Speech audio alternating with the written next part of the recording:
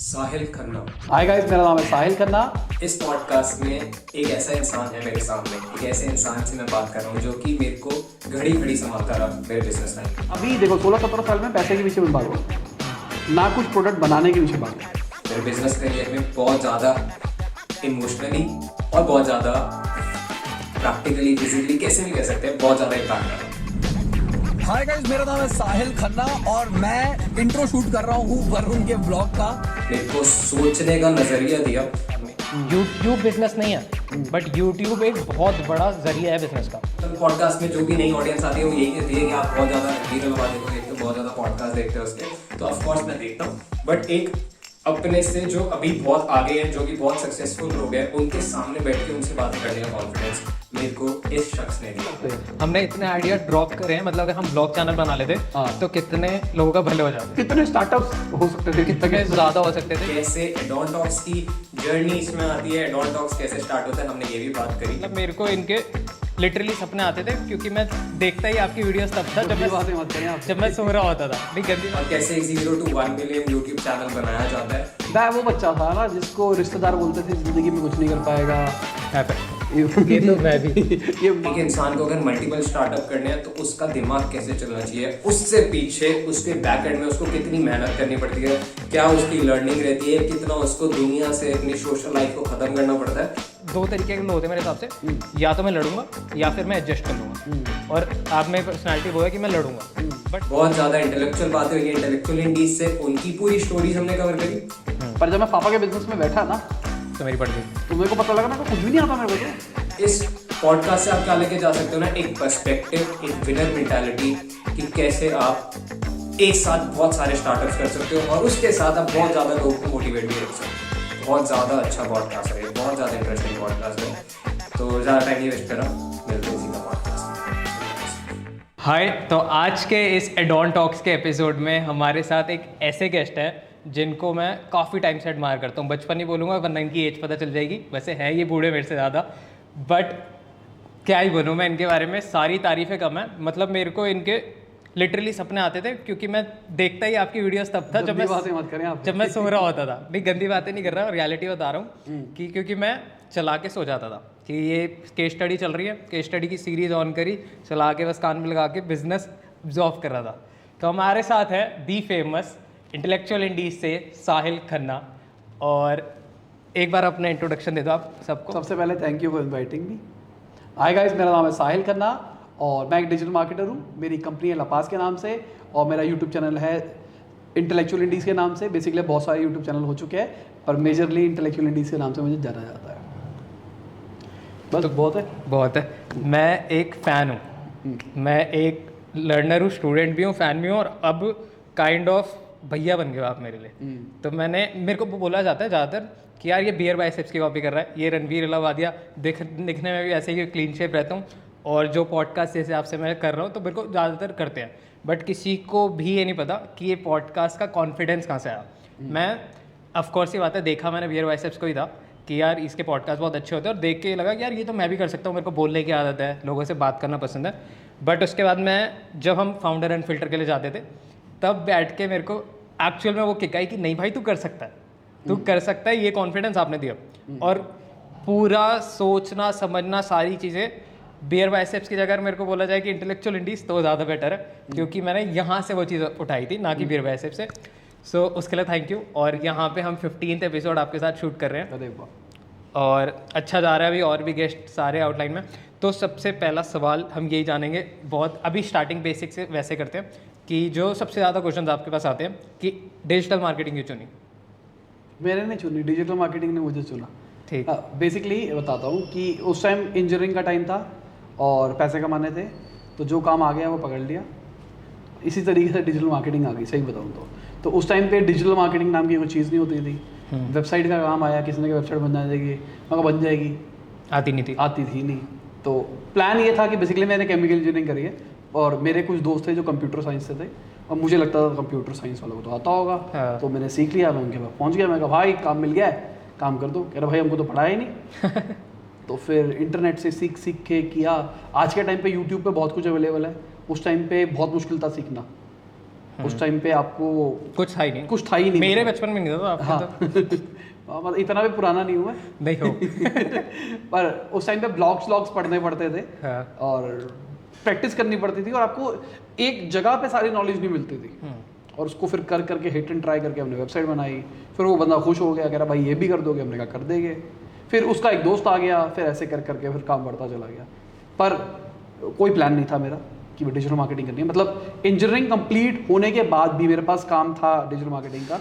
मेरा प्लान नहीं था, प्लान यही था कि भाई केमिकल की फैक्ट्री लगानी है। फिर MBA करने का भी रीज़न यही था कि केमिकल के बिजनेस को और एक्सपेंड करना, जो पापा का था, जो पापा का काम था। कि मेरा प्लान था कि पापा इंपोर्ट एक्सपोर्ट कर रहे थे। मेरे पापा जो इंपोर्ट एक्सपोर्ट कर रहे हैं, इंपोर्ट नहीं करेंगे, हम सीधा इंडिया में मैन्युफैक्चर करेंगे और फिर तो हमारे पास कॉम्पिटिटर आ जाएगा और हम इंडिया में सप्लाई करेंगे और फिर एक्सपोर्ट भी करेंगे अगर जरूरत पड़ेगी। तो प्लान प्लान्स ये था। पूरे डिफरेंट थे और लैंड अप हो गए यहाँ पे। ऑफ कोर्स ये नहीं पूछूंगा कि खुश हो या नहीं, हाँ। क्योंकि डिजिटल मार्केटिंग बहुत अच्छी जा रही है और ऑफ कोर्स हो दीदी तेरा देवर दीवाना, ये वीडियो एकदम से रैंडमली मेरे सामने गया और मैं हंस के पागल हो गया। तो साहिल खन्ना बचपन में कैसा था, क्या था साहिल खन्ना, और क्या लगता है कि जैसे थे क्या ओवर, मतलब बचपन में कैसे थे बेसिकली? मैं वो बच्चा था ना जिसको रिश्तेदार बोलते थे जिंदगी में कुछ नहीं कर पाएगा। ये तो मैं भी ये मार के आया था बच्चों को। Hi bye. और पढ़ाई में कोई इंटरेस्ट नहीं था, सीखने का शौक था पर पढ़ाई में नंबर कभी नहीं आते थे। सब रिश्तेदार कहते थे इतनी बड़ी कट ऑफ जा रही है। उस जमाने में भी 95 की कट ऑफ जाती रही DU के अंदर। तो घर वाले 95 आ रहे हैं, इसके देखो, इसके तो कुछ भी नहीं आ 60 नहीं रहा डाल रहा। मेरे 10th में शायद 60 आए थे, 61 62 ऐसे कुछ आए थे। 60 से ऊपर थे पर कम ही आए। मेरी कंपार्टमेंट थी पर मैं ज़्यादा सक्सेसफुल हो।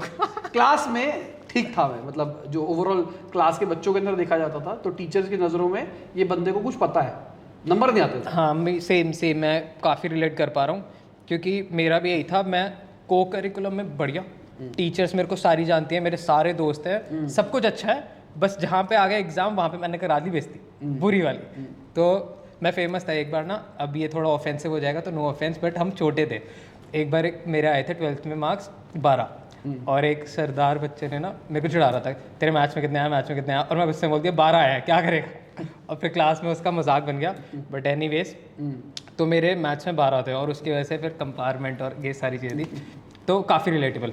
तो उसके बाद फिर आपने बचपन में, मतलब ये सीन था, तो एक मेरे अंदर ना इमोशन आ गया था, बहुत रिबेल हो गया था मैं कि ठीक है अब मैं पढ़ूंगा ही नहीं। मेरे को ऐसा हो गया था कि यार मेरे को चीज़ समझ आ रही है, मेरे को सेंस बना रही है, मैं बहुत बेसिक चीज़ों में घुसता था कि मतलब यार इसका बहुत बेसिक लेवल क्या है, मैं वैसा सा होता गया। अब मेरे को आगे जाके फिर क्या माइंडसेट हुआ, क्योंकि हम टीनेज में होते हैं, हमारे को एक खुंदक सी हो जाती है कि नहीं पढ़ना नहीं पढ़ना। तो उस चीज़ में मैं जानना चाह रहा हूँ कि उस टाइम पे आपके फेज में क्या चल रहा था कि पढ़ाई क्यों नहीं हो रही थी, आप पढ़ाई हो ही नहीं रही थी, या एक वो हो गया था कि नहीं? मुझे अपनी इंजीनियरिंग टाइम में रियलाइज हुई कि मेरे नंबर इसलिए नहीं आते क्योंकि मुझे एग्जाम देना नहीं आता था। अच्छा, वो जो ट्रिक्स होती हैं। हाँ, जो ट्रिक्स होती है। मेरे से पूछते थे व्हाट इज दिस, मैं कहता दिस इज दिस। अब वो 5 नंबर का क्वेश्चन है, 2 नंबर का क्वेश्चन है, मेरे को मैटर नहीं कर रहा है। उसने पूछा व्हाट इज दिस, मैंने एक लाइन में लिख दिया तो लिख दिया, खत्म कहानी। अब मैथ्स के अंदर स्टेप्स लिखने होते थे। Let's assume x be equal to, मैं लिखता था हाइपोथेटिकली x इक्वल टू 0, ये इक्वल टू ये इक्वल टू ये, और बीच के स्टेप्स खा जाता था क्योंकि मुझे ऐसा लगता है कि मैं फास्ट था थोड़ा, तो मैं कैलकुलेशन फास्ट कर दिया। जैसे कि मान लो 2 इंटू 2 इंटू 2 इंटू 7 इंटू कुछ समथिंग है, मैंने इकट्ठा ही अगले स्टेप के अंदर सब सॉल्व करके इकट्ठा लिख दिया नंबर। इसलिए टीचर को लगता है इतने सारे स्टेप खा गया। तो ठीक है, इंजीनियरिंग में मेरे टीचर ने मुझे सिखाया, मैं आज भी बोलता हूँ कि जो मेरी लाइफ का पाथ बढ़ा नंबर पॉइंट ऑफ व्यू से, उन्होंने सिखाया मुझे कि उन्होंने मेरे को लिटरली जो हमारे कॉलेज का टॉपर था उसकी शीट दिखाई और मेरी शीट दिखाई, कह रहे थे दोनों के आंसर सेम आ रहे हैं। उसने 2 पेज लिखे हैं, उसको 10 में से 9 नंबर मिले हैं, मेरे को 2-3, और तूने इतना सा लिखा है, तेरे को 10 में से 4 नंबर मिले हैं। कह रहे ओवरऑल देख ले तभी उसके इतने नंबर बन रहे हैं, तेरे इतने नंबर बन रहे हैं, कोशिश कर। फिर उसने मेरे को उन्होंने बताया पूरा कि कैसे लिखना चाहिए, प्रेजेंट कैसे करना है। हाँ, तो ये चीज़ आपको इरिटेटिंग नहीं लगती, हैवी करनी है शीट को ना? हाँ, मैं समझ गया। तो ये चीज़ आपको खराब नहीं लगती एजुकेशन सिस्टम के बारे में? है, पर क्या करें, कुछ कर नहीं सकते ना, आके हम इस तरह अटक जाते हैं। पर जो न्यू एजुकेशन पॉलिसी आई है यार, नंबर्स तो वैसे ही रहेंगे ना, एजुकेशन पॉलिसी में स्किल डेवलप हो जाएगा, पर उसका मतलब ये नहीं होगा ना कि अगर कोई ग्रेजुएशन कर रहा है तो वहाँ पे भी वेइंग मशीन लेके नंबर नहीं दिए जाएंगे। मतलब हमारी साइड पे तो ये कहा जाता था कि जितने तुम कॉपियाँ तुम भरोगे वहाँ पे टीचर होता है, टीचर तुम्हारी शीट चेक नहीं करता है, हाँ वो ये देख उसके बाद वेइंग मेरे को ही स्केल बोला होता था। है, वेइंग स्केल पे रखता है, जो नंबर आता है उसके बाद एक फॉर्मूला होता है, उसमें भरता है और तुमको नंबर दे देता है। नहीं ये थोड़ा ज़्यादा हो गया बट मेरे को भी यही बोला गया था कि बोर्ड्स में ना बस लिखना मत रोकियो, हाथ नहीं रुकने चाहिए, चाहे आंसर थोड़ा सा इधर उधर हो जाए कोई चल जाएगा, हाथ नहीं रुकने चाहिए। और मैंने ऐसा कुछ नहीं किया, मैं पॉइंट्स में लिखता गया, मैंने कहा देखी जाएगी, पर टच फोड़ आ गए बोर्ड्स में, तो अब मेरे को रियलाइज हुआ कि नहीं पढ़ के करते हैं वो लोग, कि या फिर मेरी किस्मत अच्छी रही, बट ठीक है। तो बचपन में पेरेंट्स दुखी थे, मेरे तो थे। नहीं, मैं मुझे अभी भी याद है 10th क्लास की बात थी, ये मेरे रिजल्ट आए थे और मैं बिल्कुल भी खुश नहीं था अपने नंबरों से, 61 62 जो भी आए थे। क्यों कहते हैं ना दोस्त के नंबर ज़्यादा क्यों आ गए, तो मेरे जितने दोस्त थे, मतलब जो मुझे पता है इनको मेरे सामने कुछ भी नहीं आता, उनके नंबर आ रहे 80s में और मेरा आ रहा 61। मैंने कहा भाई ये क्या गले, और मैं दुखी। और मैं वो लोगों में से एक था जिसके घर में कंप्यूटर था, इंटरनेट था, मेरे दोस्तों के पास नहीं था, ठीक है, मतलब प्रिविलेज कह रहा हूँ अपने आप को। वगैरह थे, हाँ। तो मुझे दुख हुआ, मैंने कहा यार मेरे घर वालों ने मुझे सब कुछ दिया और ये लड़के पढ़ते भी नहीं थे, इनके इतने नंबर आ गए और मैंने मेहनत करी, मतलब मुझे लगता था कि मैंने पढ़ाई करी और मैंने ढंग से एग्जाम्स दिए, तो मेरे नंबर नहीं आए। तो मैंने रिजल्ट आया, घर के अंदर ही पापा पीछे खड़े हुए थे, कहता क्या है, मेरे पापा 62, मेरे को लगा सुनाएंगे, कहता ठीक है, फ़ोन लेके चले गए, बुआ सबको फोन मिला, लड़का पास हो गया, लड़का पास हो गया। भाई ये तो मस्त चीज़ है। पापा फन के लिए कहते थे, मतलब नंबर नहीं आते थे मेरे भाई और मेरे दोनों के नहीं आते थे, उसके भी बाद में आने शुरू हो गए। तो पापा कहते थे एग्जाम कैसा हुआ, हमने कहा अच्छा हुआ। यार अच्छा होता है पर नंबर अच्छे नहीं आते हैं तुम्हारे। ये तो सेम घर की कहानी है। फिर उसके बाद मैं कहूँगा कि मेरा ग्रोथ अच्छा रहा, 61 मान के चलो। तो मेन बेसिकली सेल्फ रियलाइजेशन के बाद ही चीज़ें सही होने लगी। हाँ, मतलब यार केमिकल इंजीनियरिंग करी, इंजीनियरिंग में लोगों के नंबर्स नहीं आते, मेरे 75% थे, ठीक, उससे एक नंबर नीचे। MBA करी 82 83% थे, ऐसा ग्राफ बना है मेरा, लोगों का घटता है मेरा बढ़ा है। मैं यही बोलता हूँ हर बार जब भी कुछ ऐसी बात हो रही होती है कि मैं फर्स्ट से या नर्सरी से लेके 12वीं तक नहीं पढ़ा, और मैं 12वीं के बाद से 12 महीने में बहुत पढ़ लिया। मैं बहुत सेल्फ लर्निंग मैंने दबा के की थी, मैं यूट्यूब पे जितना कंटेंट होगा वो, ब्लॉग्स होंगे जितने वो, और बहुत चीज़ें सीखी, बहुत चीज़ें हिडन ट्राई करी। 12वीं के इनफैक्ट मैं लग गया था 10th के, मतलब यहाँ पे मैं ह्यूमैनिटी स्ट्रीम से हूँ, मेरा एग्ज़ाम है कल हिस्ट्री का, और मैं अपने भाई को फ़ोन करके कह रहा हूँ कि यार कुछ बिजनेस करना है, मतलब कल एग्जाम है और मैं पढ़ने की जगह ये डिसाइड कर रहा हूँ कि मेरे को बिजनेस करना है बोर्ड्स खत्म होते ही, जो मैंने किया भी था, जो स्केटिंग अकेडमी मैंने स्टार्ट की थी, वहाँ से वो कीड़ा जागने लगा था। और मेरे साथ सेम हुआ। मेरा क्या हुआ था, मेरे 10th में हम सेम ट्यूशन में जाते थे, मैंने 10th में सेकेंड हाफ में मज़े मारे, चीज़ें करी, थोड़ा पर्सनल चीज़ें हो जाती है, जो होता नहीं है कि बाबू भैया लड़की के चक्कर, तो वो सारी चीज़ें भी हुई। और उसके बाद में अपना 10th में जाके सेम हुआ कि मेरे कंपार्टमेंट आ गई, और मेरे आसपास के जो मेरी स्कूटी पे घूमते थे, सेम प्रिविलेज, स्कूटी है, लैपटॉप है, फ़ोन है, सब दिला रखा है, और मैं उनको ऐश करा रहा हूँ और मेरे साथ घूम रहे हैं, और मैं हीरो बना हुआ हूँ ग्रुप का, सो कॉल।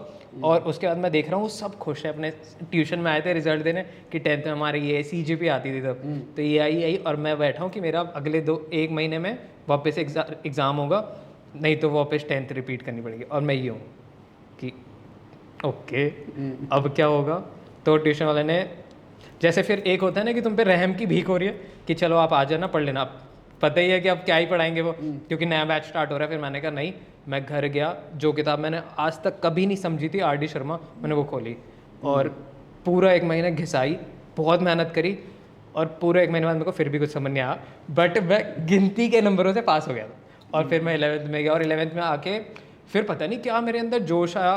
11th में आके मैं जर्मनी से आया, और उसके बाद फिर सारी चीज़ें ऐसे चली थी कि मैं एक एग्ज़ाम में फेल हुआ, और फिर 12th में आते आते मैंने 80+ % ले आई, जो कि मेरे लिए बहुत बड़ी चीज़ थी, बहुत बड़ी। कि लोग कहते हैं ना 99 पे जो खुशी होती है वो मेरे को 80 पार होते ही मिल गई थी। तो मेरा पूरा खानदान हैरान था कि ये कैसे ले आया साला, इसके तो बस की नहीं था। तो वो भी काफ़ी चीज़ें मेरे को ग्राफ पता नहीं क्यों सिमिलर सा लगता है, इसलिए मैं काफ़ी रिलेट कर पाता हूँ आपसे। ठीक, तो मतलब मेरा फ्यूचर ब्राइट है। बहुत ब्राइट। अच्छा ठीक है, तो फिर आप आगे बढ़े, तो अब आपने इंजीनियरिंग करी, तो 12th खत्म हुई, तो आपने डिसाइड किया कि मैं केमिकल करूंगा, और फिर आपने वो किया। उसके बाद फिर इंजीनियरिंग के बाद MBA कहाँ से आ गया? फाइनल ईयर की बात है, मुझे लगता था कि भाई बिजनेस कर लिया, पैसा कमा रहा लड़का, मतलब वही फ्रीलांसिंग जो बता रहा हूँ, डिजिटल मार्केटिंग, तो पैसे कमा रहा था, तो मेरे को अकड़ थी कि भाई पैसा कमा रहा है, भाई को बिजनेस आता है, बिजनेस आता है। हाँ। पापा बिजनेस फैमिली से बिलोंग करता हूँ, मेरे को बिजनेस आता है। पर बिजनेस आपने एक शायद स्कूल में भी किया था। हाँ, बचपन में मैंने बिजनेस किए, वो छोटे मोटे हाँ, वो छोटे मोटे बिजनेस नहीं था, वो बस करता गया कि हाँ, वो कीड़ा आ था गए। तो करता गया। हाँ, वो कहता है ना, necessity is the mother of invention. हाँ। पैसों की जरूरत थी तो जहाँ से निकलते निकाल पर दो। पैसों की क्या जरूरत थी इतने छोटे को? तो यार मैं बताता हूँ, उस टाइम ना हमारा ट्रम्प कार्ड्स लेने थे। फाइनेंशियल उतने अच्छे नहीं थे। ठीक। तो और स्कूल में जो मेरे दोस्त थे उनके फाइनेंशियल्स बहुत अच्छे थे। तो उस जमाने की बात बता रहा हूँ, तो मेरे कुछ दोस्त थे जिनको 10 रुपये पॉकेट मनी मिलती थी। आज के टाइम पे कोई रिलेट नहीं मेरे कर को पाएगा। पता नहीं, मैं कर रहा हूँ। मेरा एक दोस्त था, वो हर दिन स्कूल के बाहर ना वो छोटी वाली कपा नूडल आती थी 10 रुपए की, हाँ। वो डेली। और मैं सोचता हूँ भाई ये क्या अमीर बंदा है, ये क्या अमीर बंदा है, डेली के 10 रुपए का खा रहा है। I know. तो मतलब अब idea ले रहा हूँ, मेरे को पता नहीं क्यों लग रहा है। कुलचे छोले की प्लेट 2 रुपए की आती थी। हाँ, तो उस जमाने में 10 रुपये मेरी थोड़ी ज्यादा थी, मेरी 5-6 की होगी। हाँ, तो उस जमाने की 10 रुपए की बात कर रहा हूँ। तो 10 रुपए उसको मिलते थे, ज़्यादातर दोस्तों को 5 रुपए मिलते थे और हमारे को पॉकेट मनी मिलती थी। बहुत टाइम झगड़े करने के बाद में घर पे, तो मेरे भाई और मेरे को 2.5 रुपए मिलते थे। मेरा तो कॉन्सेप्ट ही नहीं था पॉकेट मनी का। हाँ। मैंने कहा पॉकेट मनी चाहिए, ये क्या होता है, तेरे को जो चाहिए हमें बताइयो। मैंने कहा क्यों? कहते नहीं तू सिगरेट पिएगा। मैंने कहा ये क्या हो रहा है भाई? कहते जितने चाहिए तू मांग, हम देंगे, पर वैसे नहीं देंगे। मैंने कहा 2 20 रुपए, कह रहे नहीं 5 रुपए ले। ये बड़े उनके लफड़े थे। नहीं, हम मांगते भी नहीं थे, सही बताऊँ तो। हमने देखा था वो वाली चीज़, तो हमको लगता था कि जरूरत नहीं है मांगने की, तो उसी चक्कर में निकल जाता था यार। तो जहाँ मौका निकलता था वहाँ पैसे कमा लेते। क्या क्या बिजनेस किया था बस स्कूल में? एक तो करा था लिक्विड सोप का बिजनेस, केमिकल का काम था पापा का। तो और मैंने बताया फाइनेंशियली उतना सही संदीप महेश्वरी वाला, उन्होंने भी यही किया था शायद, लिक्विड सोप का। पता नहीं। हाँ। तो हमारा क्या सीन था, मेरे पापा घर में लिक्विड सोप बनाते थे। ठीक है। तो केमिकल का काम था सदर बाजार में, तो वहाँ पे ना पैकेट आते 3-4, उसको मिला के ड्रम में घोल के हाँ, मैं लिक्विड सोप बन जाता था। तो वही लिक्विड सोप हमारे में 1 घंटा घर में मिलता है। हाँ, कपड़े धोने के लिए यूज होता था। वही लिक्विड सोप हैंड वॉश करने के लिए यूज होता था। तो घर में पड़ा होता था। तो वो उस टाइम पे वो बबल ही बनते थे उसके। 1999 की बात है या 2000 की बात है, पता नहीं, मेरे को याद नहीं। पैदा हुआ था मैं। उस जमाने की बात है। तो हमारी गवर्नमेंट ने कहा था भाई स्वच्छ दिल्ली टाइप की चीज़ शुरू करेंगे तब। हाँ, कि दिल्ली साफ करेंगे, और थोड़ा अवेयरनेस फैलाया जा रहा था पर्सनल हाइजीन को लेके। तो हमारे स्कूल में ड्रामे कर दिए कि आपको लिक्विड सोप लेके आना है, आपको खाने से पहले हैंड वॉश करने हैं। भाई नया खर्चा। मैं कहा भाई तो कलेश है, मेरे पापा को बोलूँगा और बच्चे दे। और मैंने बताया ना कि हमको बचपन से अंडरस्टैंडिंग थी कि वो हो फालतू जाता के है। घर वालों को पैसे खराब नहीं करने। जब वो घर में दिख रही होती है सिचुएशन, तो अंडरस्टैंडिंग आने लगती है। अंडरस्टैंडिंग थी। तो मैंने कहा भाई ये घर वालों से पैसा मांगना गलत है। तो मेरे पापा को बोल दिया, मेरे पापा मैम कह रही है लिक्विड सोप लेके जाना है, मतलब हाथ धोने के लिए लेना है, रख। तो वो नीली दवाई की शीशी आती थी, जिसमें दवाई नहीं आती, पिंक कलर की दवाइयाँ कौन सी? जो डॉक्टर देता है। बस कुछ डॉक्टर नहीं होते जो एक पर्पल कलर की दवाई और एक येलो कलर की दवाई, ऐसे शीशी सी होती है इतनी सी ना। एक मेरे को तो याद है वो छोटी छोटी होती थी उनमें। लिक्विड होता है वो, अच्छा नहीं पता। सिरप टाइप होता हुआ। तो वो डॉक्टर देते थे। तो वो वाली शीशियाँ घर पे पड़ी थी। ठीक है। पापा क्योंकि उसमें सैंपल्स देते थे केमिकल के लोगों को, ठीक। तो घर पे पड़ी थी बहुत सारी। पापा ने उसमें डाल के दे दी लिक्विड सोप। Liquid soap. हाँ। मैं स्कूल लेके चला स्कूल गया। लाके फिर उसका ही बिजनेस स्टार्ट कर दिया। तो हाँ, तो स्कूल लेके गया तो सब बंदे पूछने लग गए भाई ये चीज़ ज़्यादा अच्छी है। और कितने रुपए की है? मेरे 5 रुपए की। मेरा भाई मेरे को भी ला दे। दे भाई, मेरे घर के पास ही मिलती है। मैं ला के दे जा रहा था घर मैं से। लाया जा रहा, घर पे शीशियाँ पड़ी थी, भरे जा रहा। एक टाइम की और रियलाइजेशन आई, सारी शीशे खत्म। पापा पकड़ेंगे अब? नहीं, पापा का तो टेंशन ही नहीं है। अच्छा उनको पता था उनको? पता है नहीं है, मुझे पता ही है। मेरे तो अब सोचता हूँ कि पकड़ा उस चीज़ में क्यों नहीं पकड़ा गया मैं। अच्छा, पकड़े नहीं गए मतलब कभी? शीशी के चक्कर में नहीं पकड़ा गया। ठीक है। शीशा खत्म। लिक्विड सोप तो अंधा होता था हमारे घर पे, इतना सारा कि मतलब बाल्टी भर के बन रहा है, जब बाल्टी में ड्रम भर के बन रहा है, तो पड़े। बहुत सारा बनता था। तो किसी को शक ही नहीं होता था कि कितना हो रहा है। और मैं ये नहीं कह रहा कि मैं हजार बोतलें बेच रहा था। हाँ, वही क्लास के बच्चे 40-50 बच्चे हैं, वही रिपीट स्कूल में कब ले रहे हैं। हाँ, 40-50 बेच दी होगी मैंने। और वो बहुत अमाउंट था मेरे लिए। 5 रुपए मिल रहे हैं, 10 रुपए लोगों की पॉकेट मनी है।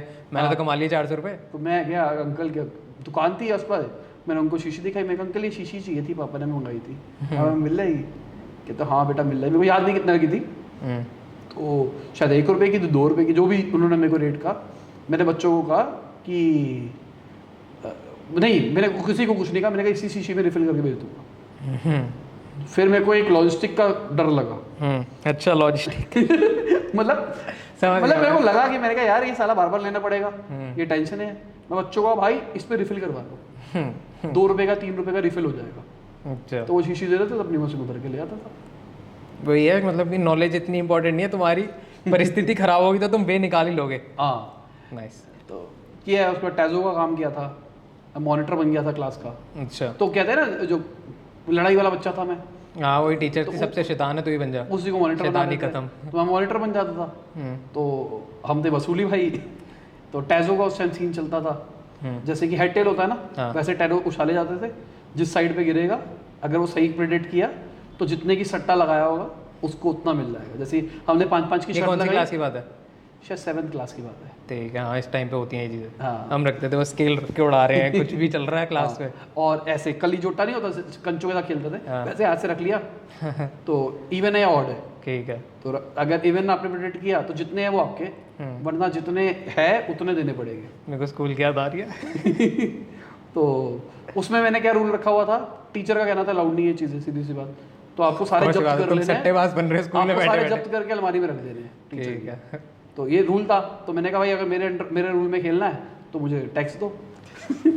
कुछ भी चल रहा है, तो मैं उनसे नया कमीशन- देश बन रहा है, तो मैं उनसे मोनोपोली। कमीशन लेता था। हाँ तो कमीशन किस फॉर्म में होती थी? टैजोस की फॉर्म में, कि अगर तू आज 100 टैजो जीता तो मुझे 10 दे। ठीक। तूने दे दिए। हाँ। अब एक बंदा है, उसको सट्टा खेलना है, उसको टैजो चाहिए, उसको मैं टैजो बेच देता था। मैं वहाँ पैसा आया था वहाँ। नाइस। उस जमाने में ऐसा पैसा कमाया मैंने। और थोड़ा स्मार्ट था मैं, मुझे याद है शायद 150 की कलेक्शन होती थी या 160 की कलेक्शन होती थी सारे पोकेमॉन्स की। तो मेरे पास सट्टा तो होता था, तो मेरे को थोड़ा दिमाग था मेरे पास, मैंने अपना पूरा सीक्वेंस बना लिया। ठीक है। और वो सीक्वेंस मैंने 1500-2000 रुपये का बेचा था बच्चे को ही? एक बच्चे को। बच्चे पैसे कहाँ से ला रहे थे? उस बच्चे ने कहा मैं थोड़ा थोड़ा करके देता रहूंगा। तो मुझे 100 150 रुपए देता रहता जब उसके कुछ बाद भी हो रहा है। ओ भाई सही जिंदगी है। वही तो 2000 रुपये मिल गए आते यार मैंने पता है कैसे कैसे कांड किए जो कि मुझे अभी तक हंसी आती है। जो लाल वाला कौन सा आता था, अंकल चिप्स?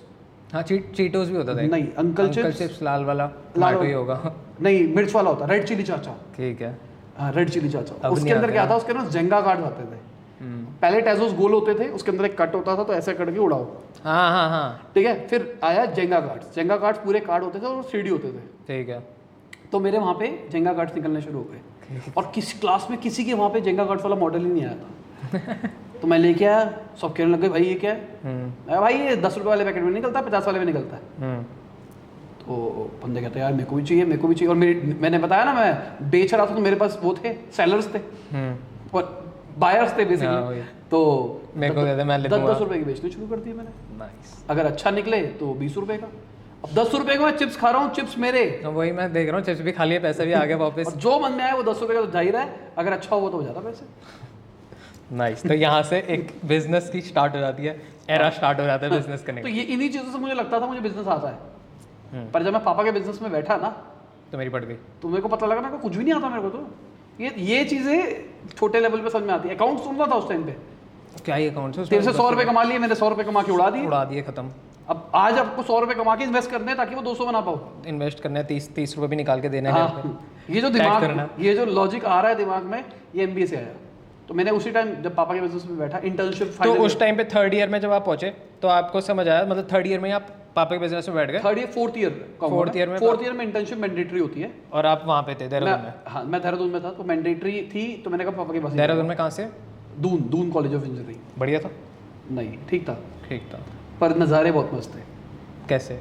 मतलब छत से अगर आप देखो, अच्छा, तो मेरे को लगा पहाड़ के ऊपर कॉलेज था, वहां से समझ गया तेरी नजरें कहाँ जा रही है। वही मैं ये कौन से रात को सपने देखता है तू। अच्छा सॉरी। मतलब ऊपर से देखो पहाड़ पे था, तो मतलब अच्छे थे नज़ारे? बहुत बढ़िया। पहाड़ से नीचे आपको गांव दिखाई दे रहा है, उसके बाद नदी है, उसके बाद जंगल है, उसके बाद पहाड़ है, मसूरी वाले पहाड़, पीछे से सूरज निकल रहा है। Nice. जो बचपन में हम पेंटिंग नहीं बनाते, एग्जैक्ट वो दिखता उसी था। पेंटिंग में मैं जी के आया हूँ 4 हाँ। साल। नाइस। और फिर पेंटिंग में परियां भी थी जिनको ढूंढ जाना है? No comments? चले जाओ, अच्छी है जगह, अच्छी है। No comments. नो कमेंट, मैं बोलना नहीं चाहूँगा। ठीक है। ठीक है। तो फिर आप उस टाइम पे पापा के बिजनेस में बैठे और आपको समझ आ गया कि ये मुझे चीज़ नहीं आता। नहीं आ रही, मेरे को बिजनेस सीखना है। मुझे बिजनेस सीखना है। तो मैंने कहा बाबा मैं MBA करूँगा। अब कर ले। तो अच्छा ठीक है। तो आप मतलब अब आपको मेन था कि मेरे को बिजनेस करना है, मेरे को केमिकल्स नहीं बनाने। मेरे को केमिकल्स का तो पता चल ही गया अब ऑलरेडी। केमिकल्स तो पढ़ ली मैंने, तो ये business मेरे को समझ में आ पता है। गया। पर बैठ के बिजनेस में ये पता लगा कि मुझे वो चीज़ नहीं करनी है जो पढ़ाई गई है। मतलब मेरे को केमिकल से केमिकल जोड़ के कुछ नया नहीं करना, मतलब केमिकल इंजीनियरिंग हमने तो ये सोचा था ना, केमिकल इंजीनियरिंग करने जाऊंगा, एक केमिकल से दूसरा केमिकल मिला के कैसे तीसरा केमिकल बनता है वो सीख के आऊंगा। जो वो करता था डेक्स्टर लैबोरेटरी। हाँ, मैं तो वही इंटरेस्ट था कि वो चीज़ होगी, हुआ ही नहीं कुछ। वो तो होना ही नहीं। वहाँ चल रहा था कि भाई आपकी फैक्ट्री है, उसके अंदर ऑपरेशंस को किस तरीके से मैनेज करके आउटपुट अच्छा निकाल सकते हो। ठीक है, अच्छी चीज़ थी, पर जो मैंने सोचा था वो नहीं था। ठीक। पापा के बिजनेस में बैठ के रियलिटी सच में ये तो एम्प्लॉयज करते हैं, इसके लिए तो टीम रखी हुई होती है आपने। वही तो मैं कहा यार तो बसूड़ी वाली चीज़ है। तो मेरे को मेन संभालना, तो फिर मैंने एमबीए चूज करी। हाँ, फिर मैंने MBA choose एमबीए करी। कहाँ से करी?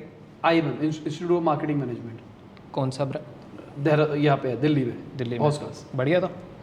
ठीक था, ठीक है। मतलब मैं रिकमेंड ही नहीं करता किसी को, क्योंकि हमारे टाइम पे जो बैच था और जो टीचर्स थे बहुत अच्छे थे। और अब फीडबैक खराब आ रहा है। अब फीडबैक अच्छा नहीं है। ठीक है। IIM ना? हाँ, IMM IIM institute of marketing management. ठीक है, ओके। तो फिर 4 साल एमबीए के निकले? 2 साल 2 साल एमबीए, सॉरी, 2 साल एमबीए के निकले। और एमबीए में बहुत ज़्यादा परिवर्तन आया क्योंकि मैं स्टड बना। हाँ वो स्टोरी बताओ। वो तो तुमने रिकॉर्ड भी करी थी ना? वो रिकॉर्ड करी थी, बट वो इधर बताओ। ठीक है।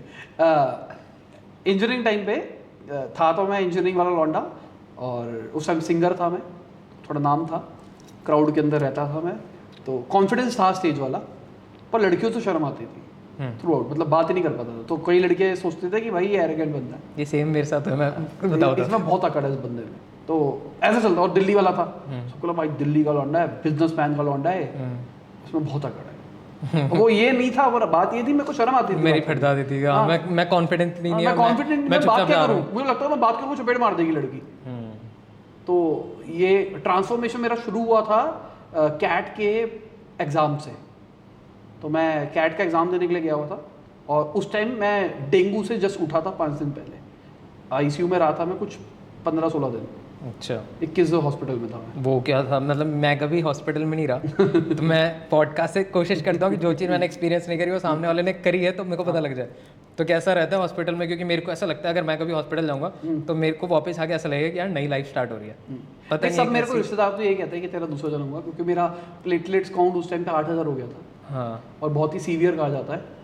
आपको डॉक्टर ने जवाब दे दिया था, मतलब हाँ ऐसा वही, सीन हो गया था। ये सेम चीज़ मेरे साथ बचपन में हुई थी। जब मैं बहुत छोटा था तो मेरे को कुछ नहीं याद, हाँ। और मैं मतलब मम्मी ना देख रही हो ये पॉडकास्ट, और मैं चाहता हूँ मेरे साथ फिर से हो, क्योंकि मेरे को पता लगे कि कैसा फील होता है कि तुमको पता है तुम मौत के मुंह से बाहर आए हो। तो कुछ हुआ था उसके बाद चेंजेस या? नहीं यार, मैं सही बताऊँ, मेरे को उस टाइम भी इतने बुरे हाल नहीं थे मेरे। रिश्तेदार बाहर रो रहे थे, डॉक्टर ने जवाब दे दिया था कि बस ये कुछ टाइम का है, ये फलाना गाना, भगवान से प्रेयर करो फलाना गाना। और मेरे सामने आके वो कुछ बोलते नहीं थे। हाँ, उस टाइम डेंगू बहुत फैला हुआ था दिल्ली के अंदर। तो यहाँ मैं लेटा हूँ, यहाँ पे कभी साथ वाले मर जाए, कभी वो मर जाए, कभी ये मर जाए, कोरोना ही है। ऐसे चल रहा था सीन। आईसीयू था यार, वो तो चलता ही यही सीन है। वो डिप्रेसिंग था। पहली बार जब कोई गया ना और उसकी वाइफ आके रोने लग गया है, भाई अंतर आत्मा कांप गई। मैंने कहा ये क्या हो रहा है। वो डर लग जाता है कि कल तक तो साथ में नहीं, हाँ, मतलब ऐसा वाला लगा, ये नहीं लगा कि मेरा नंबर आएगा। नहीं, ये डर कि यार कल तक साथ में था, आज बंदा ही नहीं। और मैं डिजिटल वाला था, मतलब मैं फ़ोन यूज़ करता था मेरे पास फ़ोन, इंटरनेट चाहिए था मेरे को। मैं परेशान क्या करूं, क्योंकि वहाँ ना टीवी है, आपको आवाज़ें आ रही है मरने की, टू पूरे दिन भर यही चल रहा है। कित 15 दिन वहाँ थे? 21 दिन था हॉस्पिटल में, 21 दिन, और 15-16 दिन में आईसीयू में था। तो लंका लग गई थी मेरी इस चीज़ के अंदर, मतलब क्या कहते हैं, ये जो टू आवाज़ आती थी। और ये 3-4 दिन नहीं लगा, उसके बाद अपना रूटीन बना लिया मैंने कि मैं सोता रहूँगा। घर वालों का कहना है कि मेरी में इतनी वीकनेस थी कि मैं सिर्फ बेहोश ही रहता था। अच्छा, और ये स्ट्रैटेजी बना के बैठे। अब पता नहीं, अब मुझे नहीं पता वो मेरी स्ट्रैटेजी थी या वीकनेस थी। 2-3 दिन के बाद मेरा ये सीन था कि मैं 24 घंटे में से 4 घंटे उठता हूँ, ठीक, बाकी 20 घंटे सोता था। मैं उठता था, नर्स आती थी चेंज करने के लिए, मैं करो मेरे को खत्म करो जो है करो। घर वाले आते थे, मैं मिलता था और वही मज़े से बातें करता था। परेशान हो गया यार, मैं क्या करूँ, ये बस हो गया। यही चल रहा था वहाँ पे। तो मतलब अच्छा एक्सपीरियंस नहीं था। उसके बाद मेरे कज़न आया, मेरे कज़न ने मेरे को कहा भाई सही हो जाएगा, ये हो जाएगा। फिर टाइगर है तू, और कर, टाइगर है तू, और कर। नहीं, ठीक हो जाएगा। और डॉक्टर ने उस टाइम जवाब दे रखा था, और मेरे को गुस्सा आ गया। मैं कहा मुझे नीचे जाना है। तो नीचे मतलब आईसीयू ऊपर था, और नीचे वाले कैंटीन के पास जाना था, रिश्तेदार वहीं बैठे हुए थे। हाँ, मतलब रिश्तेदारों के बाद जाना रिश्तेदारों के पास जा रहा, मैं परेशान हो चुका पक था। गया होता है इंसान। तो मैंने उनको बोला कि मेरे को जाना है, कहता आप नहीं जा सकते, आपकी कंडीशन नहीं है। मेरे को गुस्सा बहुत आता था, और प्लस मैं इतने टाइम इरिटेट हो चुका था, मतलब ये कह रहा हूँ आईसीयू से निकलने से 2 दिन पहले की बात है। मैंने चिल्ला चिल्ला के लेनी देनी कर दी सबकी, और बाई चांस मेरे ताऊजी उस टाइम आ गए, अच्छा तो उनको लगा भाई क्या हो रखा है। अच्छा, अभी आप हल्ला मचा रहे हो? हाँ मैं अल्लाह चाह रहा हूँ, वो आ गए, क्या हुआ हाँ, क्या हुआ बेटा, हाँ। मगर मेरे को नीचे जाना है, जाने नहीं दे रहे यार ये। उन्होंने भी माहौल शुरू कर दी। ये पंजाबियों का ऐसी है, मैंने ये देखा है। कुछ पता हो ना पता हो, यूनिटी है भाई। अपना बंदा लड़ रहा है, सामने वाले की गलती भी नहीं है, जाके ऐसी तैसी कर देंगे। उन्होंने माहौल शुरू कर दी हाँ। कि क्यों नहीं जाएगा, चलेगा I ये know this. वो। अब वो क्या था कि वो भी मेरी बात समझ पा रहे थे, क्योंकि डॉक्टर ने जवाब दे रखा है। अब मेरा मन कर रहा है एक तरह से, मेरी आखिरी इच्छा है नीचे मिलने की, वो शायद इस चक्कर में होगा, जो भी होगा मेरे को नहीं पता। फिर डॉक्टर आया, सीनियर डॉक्टर आया, मैं कहा बुला अपने बाप को, और मैं नॉर्मली ऐसी बात नहीं करता हूँ। और वो वैसे ही फ्रस्ट्रेशन है, वो इतनी सारी चीजें frustration बिल्ड थी, अप है। कह रहा सीनियर डॉक्टर आएंगे, मैं कहा बुला बाप को, बुला देखूंगा मैं ये वो। तो फिर वो आए, और ये शायद मेरी इंजीनियरिंग 4th ईयर की बात है, 4th ईयर की, तभी मैं कैट का एग्जाम देने के लिए गया था ना, तो मैं बड़ा हो चुका था उसमें। तो फिर वो आए, कहता क्या हुआ बेटा, और वो बहुत तमीज से बात करते थे। मैं कहा मेरे को नीचे जाना है अपने रिश्तेदारों से मिलने, मैं इरिटेट हो चुका हूँ, कभी कोई मर रहा है, कभी कोई मर रहा है, ना आप मुझे फ़ोन लेने दे रहे हो, ना मुझे कुछ करने दे रहे हो, मैं परेशान हो गया हूँ। क्या ठीक है बेटा जाओ। फिर कहते इसको नीचे ले जाओ, बुला लो उसको। तो वो आया व्हील चेयर लेके, कहता बैठो। मैं कहा साले दिख नहीं रहा, पैर में खड़ा हूँ मैं। तो मैं गुस्से में था, उसने आँख वाँख दिखाई होगी, कह रहा अपने यहाँ से लिफ्ट तक चल लो, फिर आप चाहे कैसे भी कर लो। मैं पैरों पे चल के जाऊँगा, मैं नहीं लूँगा। कह रहा ठीक है मैं आपके पीछे हूँ, पर आराम से चलो। मैं चिल मार के गया, लिफ्ट से नीचे गया, सारे स्तर वेट के मिला, और मैंने शायद खाया पिया भी उनके साथ, ऊपर खाने पीने में दे रहे थे बढ़िया चीज़ें, वही खाया पिया 2 दिन में सही। ये है यार, ये ब्लड में है। मेरे घर में अगर कुछ बीमार होते हैं ना पापा, वो कहेंगे यार पकोड़े बना लो, उनके इसी से ठीक होती है, पता नहीं क्यों। हमें चाहिए लाइट खाना, उनको चाहिए पकोड़े के साथ रोटी, वो पता ना, नहीं। उन्होंने आपको डिप्रेस कर रखा है। हाँ, मेरे को लगता है हॉस्पिटल में एटमॉस्फेयर डिप्रेसिंग नहीं होना चाहिए। ऑफ कोर्स ही बात है। आप हॉस्पिटल को इतना डिप्रेस बनाते हो, बंदा बीमार होता है उसको और बीमार कर देते हो। ये तो है, इनफैक्ट फैमिली भी बीमार हो जाती है, हाँ, सामने वाला बंदा। हॉस्पिटल होना चाहिए होटल।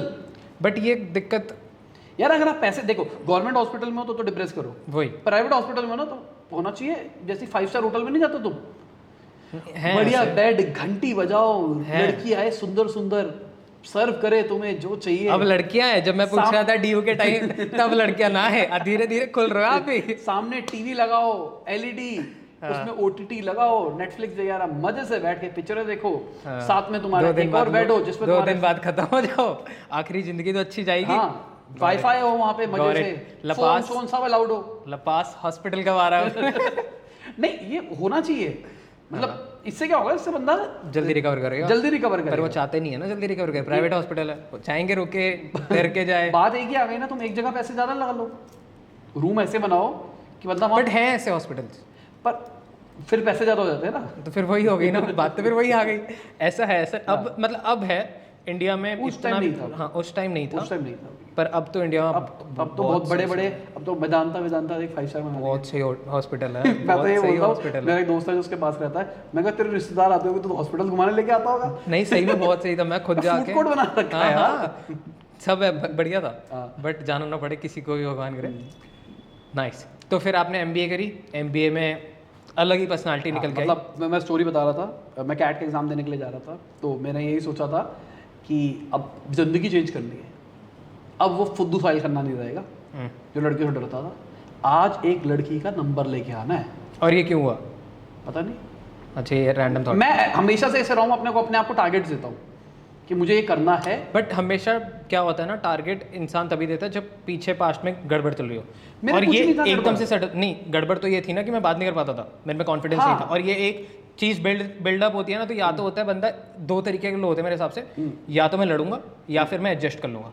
और आप में पर्सनैलिटी वो है कि मैं लड़ूंगा, बट वो एक टाइम पे होता है ना कि रियलाइजेशन होता है कि अब लड़ना है, वो कैसे आता है पता नहीं मेरे को, क्योंकि मेरे को लगता है अगर जैसे अभी भी कोई चीज़ कांस्टेंट हो रही होगी ना, या जारी होगी, जितना मैंने आपके साथ रहूँ और मैं बहुत ज़्यादा ऑब्जर्व करता हूँ लोगों को, ऑब्जर्व तो मैं बहुत ज़्यादा लोगों को देखता हूँ, ध्यान देता हूँ, तो मेरे को ऐसा लगता है आपकी पर्सनैलिटी में ये सीन है कि यार अभी भी अगर कोई चीज़ कॉन्स्टेंट जा रही है ना तो इरिटेट कर देगी जल्दी, तो कुछ चाहिए चेंज। अब वो चेंज क्यों आता है मेरे को वो जानना होता है कि वो क्या चीज़ है जो इंसान को ट्रिगर करती है।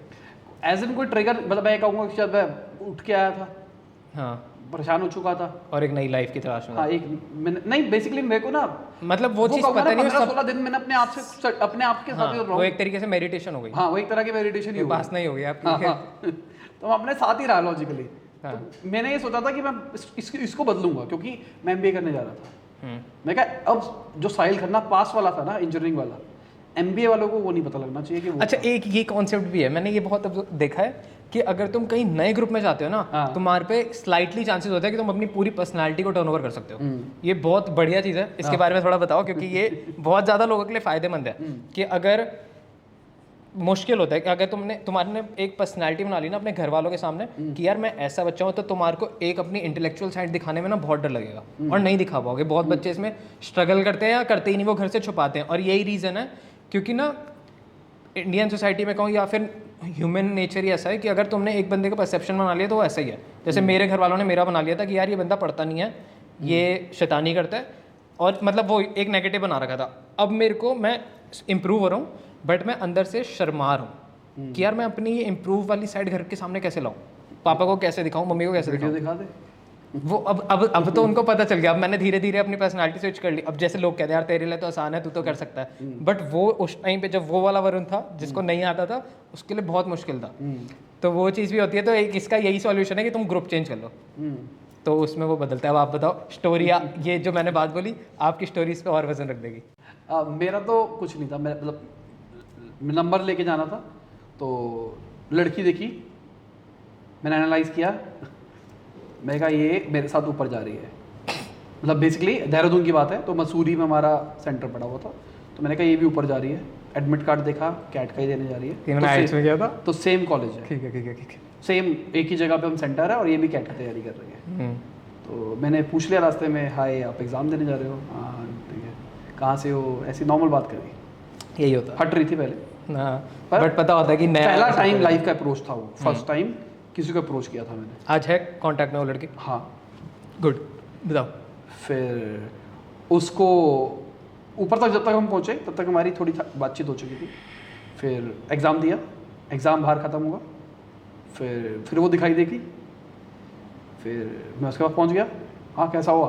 हाँ। जैसे दोस्त है अपनी बचपन की। हाँ कैसा हुआ? कह रहा हाँ बस बढ़िया हुआ ये वो।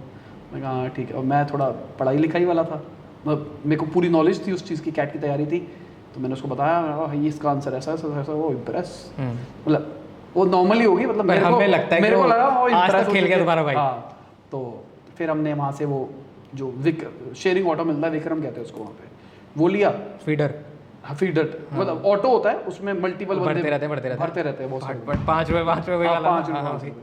तो उसमें बैठे हम, आगे नीचे शायद बस थी, मेरे को याद नहीं प्रिसाइजली किस पे थे हम नीचे आ गए। फिर हम नीचे आते आते हमने पूरी बात करी कि क्या कर, कहाँ से हो, ये वो फलाना ढमकाना, कहाँ से ग्रेजुएशन करी, क्या किया।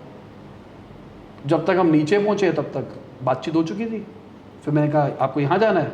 फिर मतलब हमको मेरे को 4 कन्वेंस चेंज करके जाना होता था, जहाँ पे मैं कॉलेज, जहाँ पे मैं रहता था बेसिकली, उस जगह से। तो वो 2 कन्वेंस चेंज करने तक मेरे साथ थी। तो मैंने उसको वहीं ड्रॉप किया। उतरने से पहले मैं कहा नंबर मिल जाएगा आपका? हाँ नहीं, क्या व्हाट्सएप पे हो? हाँ कहती हाँ, फ़ोन दिया, नंबर लिख के दे दिया उसने अपना। ठीक है, फिर मैंने उससे बात करी, और भाई क्या चल रहा है, बस नॉर्मल बोल। फिर एमबीए का कॉलेज स्टार्ट हुआ, और कुछ वो नहीं था कि पटाना है मुझे, मेरे को दोस्ती करनी थी बस। हाँ, मेरे को अपना वो फियर दूर करना था, एक फेमिनिन एनर्जी के साथ बात करके देखनी थी कि कैसा होता है। और मैंने उसको बताया भी वाली बात बाद में ना, हाँ बाद में, कि तू टारगेट थी। बेटे ये क्या हो रहा है? यही दिल्ली में रहती है वो, बेसिकली शादी हो गई है उसकी। अच्छा, दिल्ली में ही रहती है। और ये भी इत्तेफाक है अगर देखा जाए तो, देहरादून की थी वो, दिल्ली की नहीं थी वो। अच्छा। और उसकी शादी दिल्ली हुई है, शालीमार बाग। नाइस। मिला नहीं मैं, मतलब उसके बाद मिला नहीं कभी भी उससे, कभी once in a blue moon बात हो जाती है, ठीक, कहीं फोटो वोटो दिख गई तो बात हो जाती है बस। फिर एमबीए में आया, एमबीए तो भाई लेवल ही अलग था मेरा। अच्छा, सिंगिंग एमबीए में करी थी या देहरादून में? देहरादून में ज़्यादा करी थी, एमबीए में भी करी थी, पर एमबीए में पढ़ाई पे ज़्यादा फोकस किया। पढ़ाई पे ज़्यादा फोकस किया, मतलब पहले साल तो बकचोदी करी थी अंतिम, वो फर्स्ट ईयर हुई फर्स्ट ईयर जो था कॉलेज। तो पढ़ाई भी करी और मजे भी पूरे किए। सेकंड ईयर सिर्फ पढ़ाई करी थी। सेकंड ईयर सबसे अलग था मैं। आइसोलेशन में जाके Isolation, मतलब पढ़ना है। सबके सब बंदे कहते थे क्या हो गया इससे। पहले साल में जो एक्सट्रोवर्ट था, जो कि हर ग्रुप में घुस जाता था, दूसरे साल में वो और nerd सबके सब बात करते थे यार ये मस्त बंदा है, मस्त बंदा है। सेकंड ईयर से बंदे कहते भाई ये बंदा कहाँ है, क्या हो गया इसको। क्योंकि मुझे पाथ दिख गया था कि मुझे करना क्या है लाइफ में ना।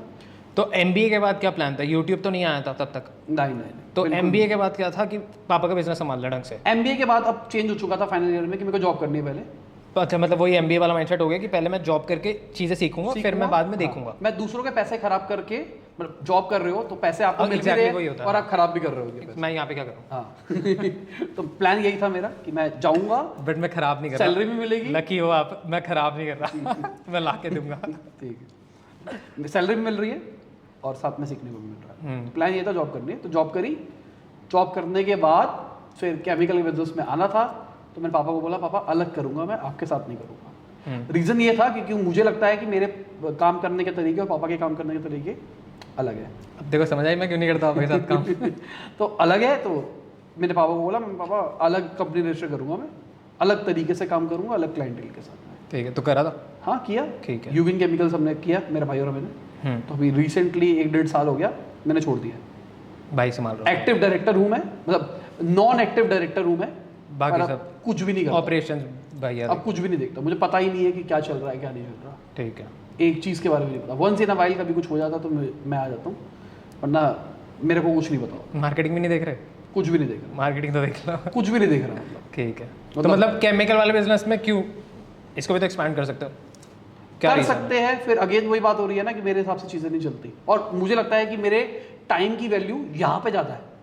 कि अभी जो मैं करंट पाथ पे हूँ ना, यहाँ पे मैं अगर 10 मिनट मेहनत करता हूँ तो मुझे जो मिलता है वहाँ पे ROI ज़्यादा आ रहा है इधर। हाँ, वहाँ पे 2 घंटे में भी कुछ नहीं मिलता उसके क्योंकि वो लेबर सेंट्रिक ज़्यादा है या फिर क्या है?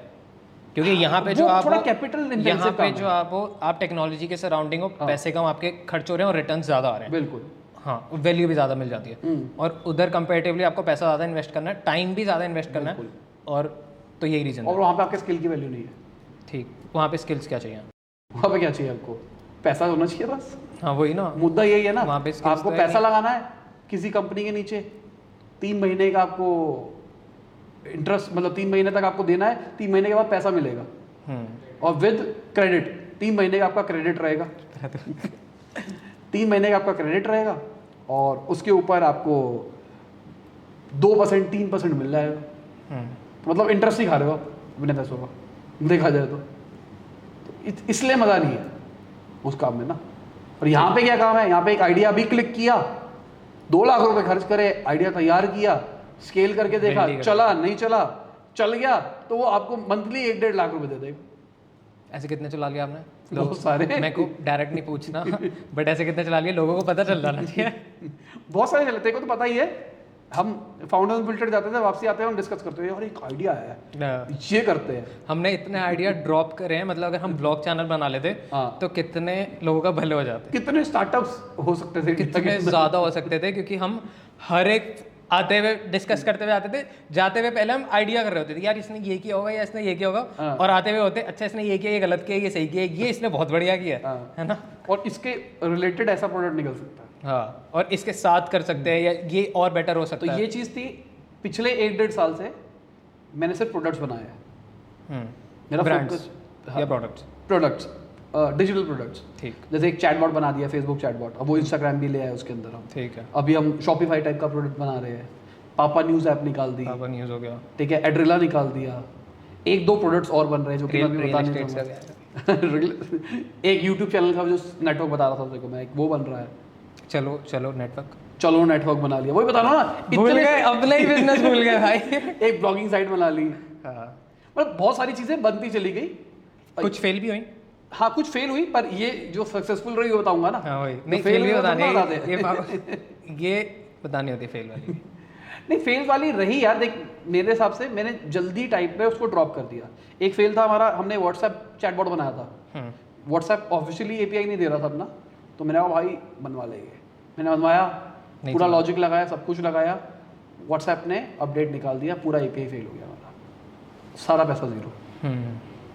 मैंने कहा मैं नहीं लगा, मैं कर ही नहीं रहा है काम, बेकार काम, मेरे मतलब का काम ही नहीं है। तो प्लान था कि उसको स्केल करेंगे। फिर ई कॉमर्स के कुछ प्रोडक्ट जो अभी बना रहा हूँ, इसके भी 2 बार इटरेशंस हुए। पहले कुछ और बना रहा था, मज़ा नहीं आया, ड्रॉप कर दिया। फिर कुछ और बना रहा था, नहीं हुआ। एक लर्न नेटवर्क था, वो इंग्लिश वाला, जो हम सोच रहे थे कि हम इंग्लिश सिखाएंगे दुनिया को, तो उसका प्रोडक्ट ही नहीं बन पाया। जिस कंपनी को हायर किया था डेवलप करने के लिए, वो ही पैसे खा गई, डेवलप भी नहीं कर रही है। हम पे कंटेंट हम अपनी तरफ से पूरे रेडी थे, हम पूरी रेडी है, वो कह रहा हम मरते ही यहाँ पे हैं। वैसे मैं नहीं देखा नहीं, पर अब मैंने कुछ और रियलाइजेशन किया ना। पहले मैं क्या बेवकूफ़ी कर रहा, पहले मैंने अपनी खुद की टीम बिल्ड करी, ठीक है, लॉकडाउन के अंदर टीम भाग गई, मैं बर्बाद हो गया, बहुत मोटा लॉस हुआ। फिर दूसरा मैंने क्या किया, मैंने बनी बनाई जो कंपनी से जिनकी टीम थी, मैंने उनको हायर किया, उनसे कराते हैं आउटसोर्स करने के आउटसोर्स करने के लिए। वो भाग गए पैसे लेके, ये नई बसूड़ी है। अब मैंने कुछ नया मॉडल रखा है, क्या हाइब्रिड कह सकता हूँ मैं इसको, कुछ पे प्लस आउटसोर्स। मतलब मंथली किसी कंपनी को मैं मंथली अमाउंट दूंगा XYZ, आपके इतने डेवलपर्स मेरे, और कंप्लीट नहीं होगा एडवांस और फिर काम करने के बाद। हाँ सैलरी, अच्छा, जैसी मंथली सैलरी होती है, मैं सैलरी दूंगा, एम्प्लॉयज आपके वहाँ बैठेंगे, काम आप कराओगे, और ऊपर मैं आपको एड ऑन दूंगा। करेक्ट। तो इसमें मेरे को वो टेंशन नहीं है, एम्प्लॉयज मेरे लिए काम कर रहे हैं, और उसको एक कंपनी मैनेज कर रही है, और वो कंपनी की हेडेक है अगर वो भाग जाते हैं तो, मेरी कोई हेडेक नहीं है। तो अभी ऐसा कुछ मॉडल बनाया हमने। चलो टच छोड़, अब ये चल जाए। हाँ मतलब इसमें क्या, इसमें दिक्कतें तो हमको आनी है, 20% 30% एक्स्ट्रा देना पड़ रहा, बट सिरदर्दी कम है और काम जल्दी हो रहा है। हाँ जो कि मतलब important रिस्क नहीं है, रिस्क बहुत लो है। तो अभी मैं कहूँगा पिछले 2-3 महीने से मैंने इतने सारे तेजी से प्रोडक्ट क्यों बना पा रहा हूँ, टीम की वजह से। क्योंकि पता है, आइडिया आता है, सीधा बात करता हूँ, सीधा एग्जीक्यूट कराता हूँ। ठीक, तो पहली जॉब आपने कौन सी की? पहले मैंने करी ग्लू डिज़ाइन में। कहाँ पे? उस टाइम मैं MBA कर रहा था, और ग्लू डिज़ाइन साकेत में थी कंपनी, साकेत। अभी भी है। पैसे नहीं दिए मेरे उन्होंने, सैलरी लास्ट, अभी तक पैसे खा गए मेरे।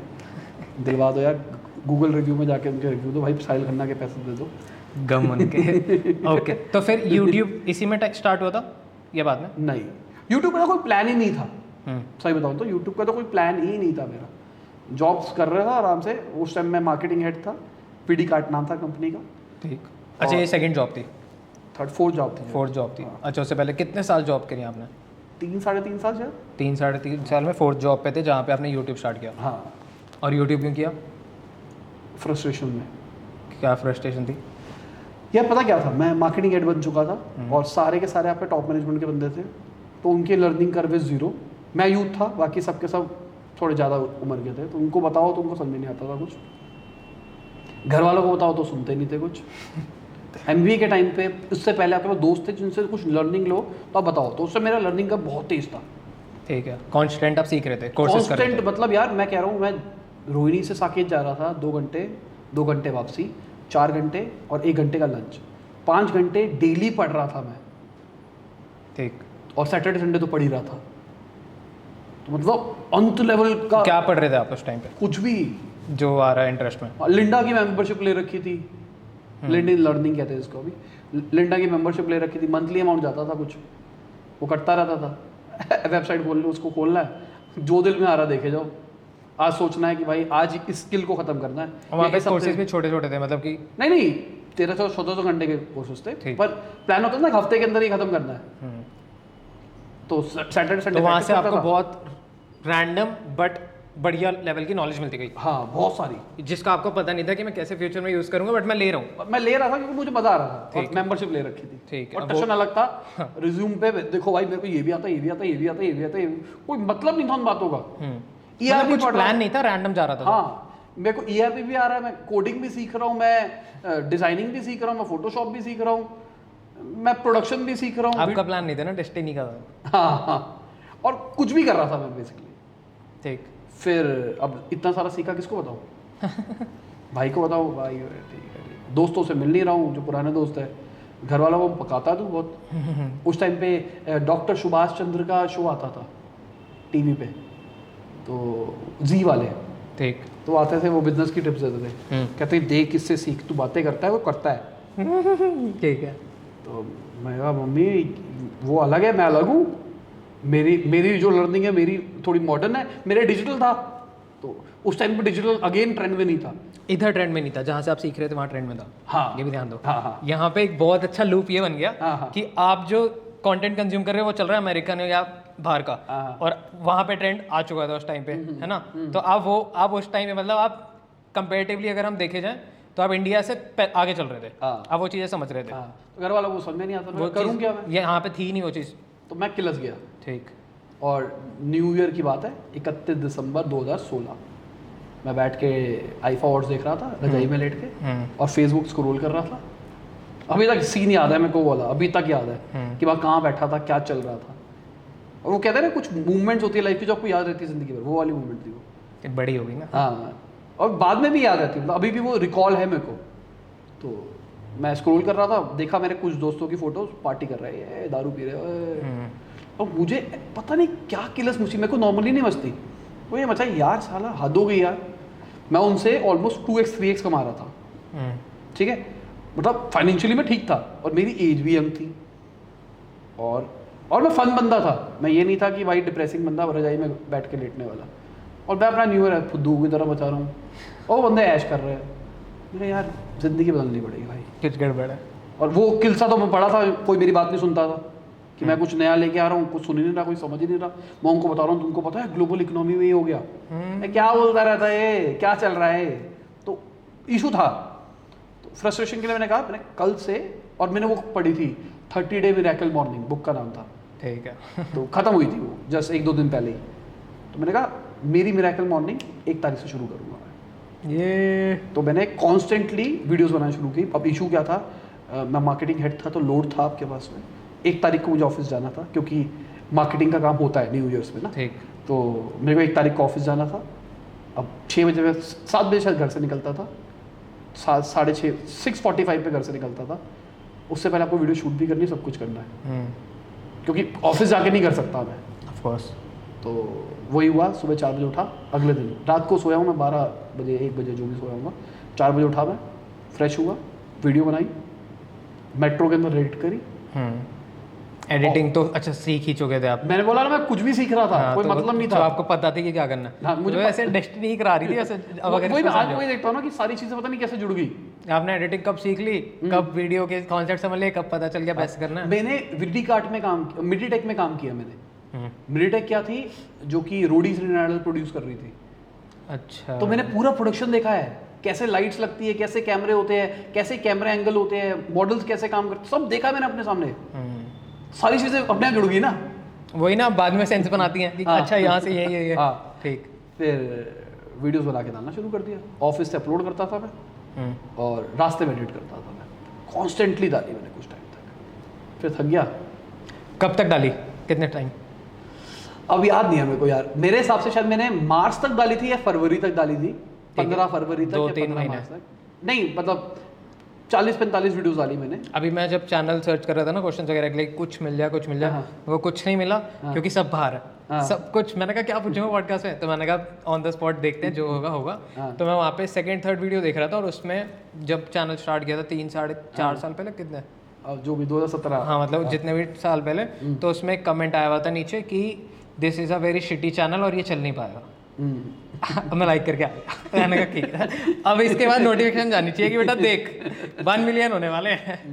नहीं मेरे को कोई फर्क भी नहीं पड़ता था, सही बताओ तो। मेरा टारगेट ही यही था कि मेरे को वीडियो 1 साल में 1000 सब्सक्राइबर्स चाहिए, ठीक है। ये टारगेट था मेरा। कितने हो गए थे? नहीं यार, मेरे चैनल के डिस्क्रिप्शन में लिखा हुआ मैंने ठीक है। कि कब कौन से हुए मेरे लैंडमार्क्स पूरे, पर मुझे बिल्कुल भी याद नहीं मेरे कब हुए थे। ठीक है।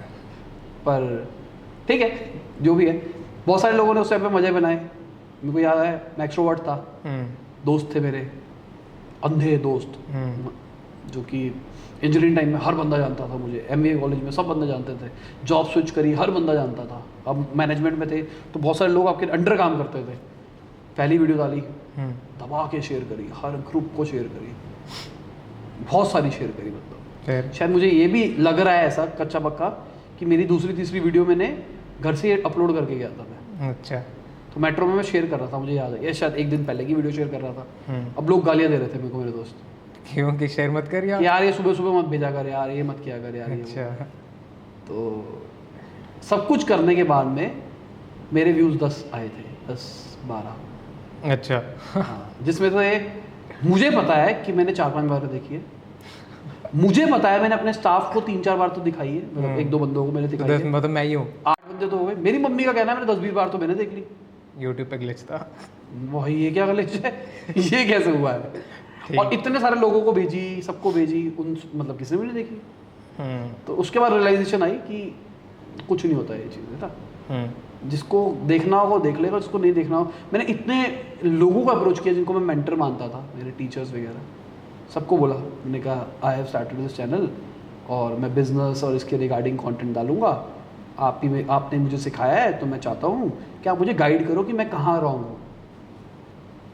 रिप्लाई तक नहीं आया। मेरे को ये चीज़ जल्दी अच्छा हुआ कि काफ़ी ज़्यादा चीज़ें समझ आई, क्योंकि मैं भी इसको अभी जब हम रियल एस्टेट वाले का बात कर रहे थे तो मैंने इसको यही कहा कि पहले 1-2 वीडियो बनाते हैं फिर जाते हैं उनके पास, क्योंकि अभी जाएंगे ना तो अभी है आइडिया तुम्हारा है। कोई सोचना, अगर किसी को इंटरेस्ट भी होगा ना तो वो जब तक स्पार्क नहीं दिखेगा कोई इन्वेस्ट नहीं करेगा। इनफैक्ट मैं नहीं करूँगा। अगर मेरे को कोई आगे कहेगा यार वरुण तेरे पे अब तू अच्छे पैसे कमा रहा है, तेरे पे चीज़ें हैं, तेरे पे इक्विपमेंट्स हैं, ऑफिस है, तू मेरे को इधर ये करने दे, नहीं यार। या मैं उसके मुंह पे नहीं कहूँगा तो मैं कहूँगा कि चल देखूँगा, बताऊँगा। बट यही चीज़ अगर वो ऑलरेडी कर रहा होगा और वो आगे कहेगा ना यार मेरे को ये ज़रूरत है, मैं कहूँगा हाँ कर। अगर मैं अच्छा इंसान हूँ तो मैं कहूँगा हाँ कर। तो वही चीज़ मेरे को ये रियलाइज़ हुई कि भाई तुम पहले कर लो, वरना ढोल तो सब बजा लेते हैं, तुम्हें करके दिखाना है, तुम्हें पूरी बीट बनानी है उस ढोल से, फिर जाके लोग कर पाएंगे हाँ ये बंदा ये गाना, ये हमारी शादी में ढोल बजा सकता है, ये गाना कंपोज कर सकता है। सो ये चीज़ समझ आई। कूल। तो आपकी फिर यूट्यूब वाली स्टार्ट हुई और फिर यूट्यूब के कब आपने जॉब छोड़ी? 3-4 महीने में छोड़ दी थी मैंने। यूट्यूब के चक्कर में नहीं छोड़ी थी। हाँ, वही। सीधी सी बात। एक तो वर्कलोड बढ़ गया था और मेरा जो फ्रीलांसिंग वाला काम था वो कंपनी बन चुकी थी और स्टाफ थे। हाँ, मतलब स्टाफ था उस टाइम पे मेरा, तो वो भी सेट हो चुका था और मुझे एक रियलाइजेशन हुई। तो आपने जो जॉब छोड़ी वो लपास के बलबूते पे छोड़ी? युगन के नाम पे छोड़ी। क्योंकि मेरे पापा ने बोला कि बेटा आ जा, छोड़ दे, ठीक, इतनी टेंशन क्यों पाल रहा है, आ जा तू। ठीक, हाँ, क्योंकि वो बहुत ट्रैवलिंग में बहुत सर दर्द होता। यार मैं 4 बजे उठ के वीडियोस बना रहा था।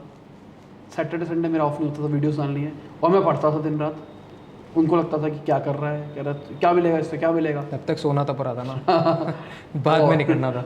और 5 दिन जो होते थे नॉर्मल ऑफिस जाने के, उसमें दबा के काम चल रहा है।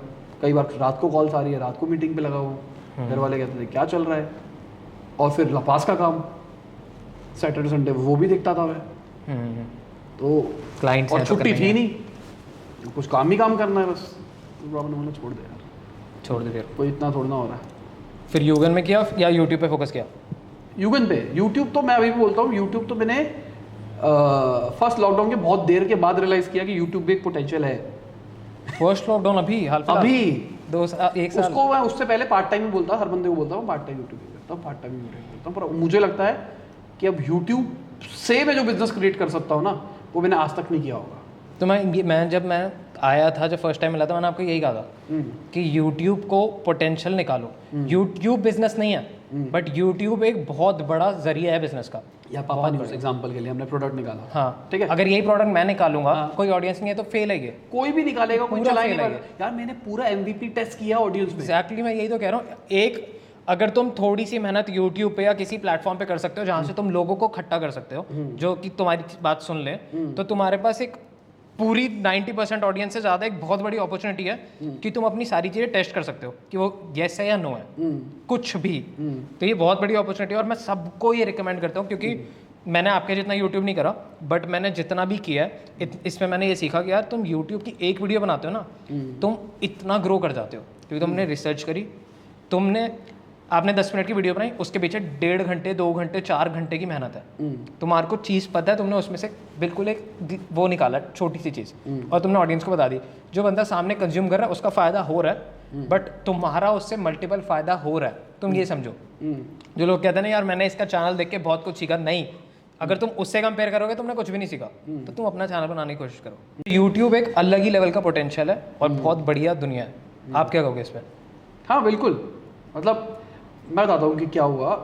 यूट्यूब को मैं बस वही कंसिडर कर रहा था कि बस 1-1.5 घंटा देना है आपको और आपको पैसे मिल जाते हैं। और कल को आपको कुछ मार्केट करना हो तो मैं अपनी एजेंसी को मार्केट कर रहा था, एजेंसी को मार्केट करो और उससे पैसा कमाओ, बस यही इस छोटी विजन पर चल रहा था मैं। पर जैसे ही फाउंडर अनफिल्टर्ड शुरू किया फिर रियलाइजेशन आई, मैंने कहा दिमाग ही बदल गया मेरा एकदम। मतलब फाउंडर एंड फिल्टर ने आपको बहुत कुछ सिखाया। हाँ, उससे पहले से जब रिसर्च करनी शुरू करी ना, ठीक, दिमाग ही बदल गया मेरा। मेरे क्योंकि जो अभी भी सपने यहाँ थे, पे हाँ मेरे जो सपने थे वो 10x हो गए। एग्जैक्टली मेरे भी होते हैं हाँ। क्योंकि मैं वहाँ पे सुन रहा था ना, हाँ, तो मुझे लगा यार ये तो कुछ भी नहीं था।